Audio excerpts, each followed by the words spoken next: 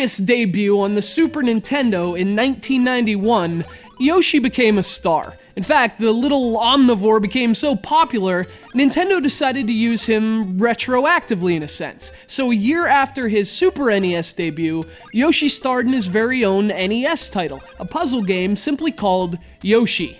I mean, someone called Doc Brown. You're not supposed to be here, Yoshi!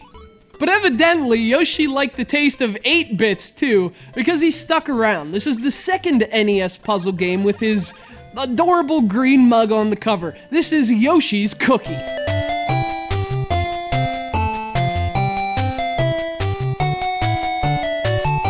Released for the NES in 1993, a year after the original Yoshi, Yoshi's Cookie also happens to be the most adorable and tasty-looking puzzler of all time. The adorable aspect comes, quite simply, from Mario in a chef's hat. I mean, listen, if you want to know what I'm all about, this basically sums up my entire existence on this planet.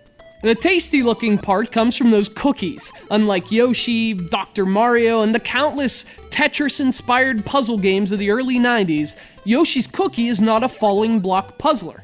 The cookies are on the screen in batches, and it's your job to make them disappear. Which, you know, sign me up, Mario. And how about a nice glass of milk? I love cookies.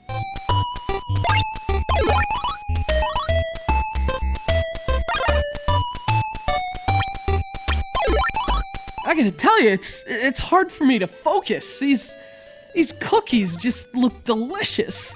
But I guess, so the whole point is, you have to match rows of cookies, and then, you have to grab the keys and walk to the bakery to get some cookies. Just a little taste, just a little box. Alright, so, your cookies are all good. You have to shift them around with this cursor. You don't actually move falling... Oh, excuse me.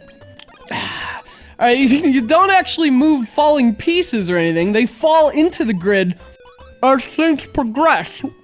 And you want to line them all up and get rid of them before that happens, which frankly is kind of ridiculous because less cookies should never be the objective. And there's a bit of a trade-off in terms of the design here as well. There's a bit more to this puzzler than one like Dr. Mario, for example, which is easier to grasp. Yoshi's Cookie has a lot more opportunities for strategic thinking and lining up chains, but there can also be a lot of downtime as well. You often get stuck with just a cookie or two left on the screen, so you have to play a bit of a waiting game for Chef Mario to give you the necessary treats. And speaking of which, that sprite is what dreams are made of. That is one of my favorite Mario sprites ever. And you know, actually, this game wasn't originally designed to have Mario and Yoshi in it. It was an entirely original concept until Nintendo stepped in and made it cooler. I mean, let's be honest, we wouldn't be talking about Hermetica today, but we are talking about Yoshi's Cookie.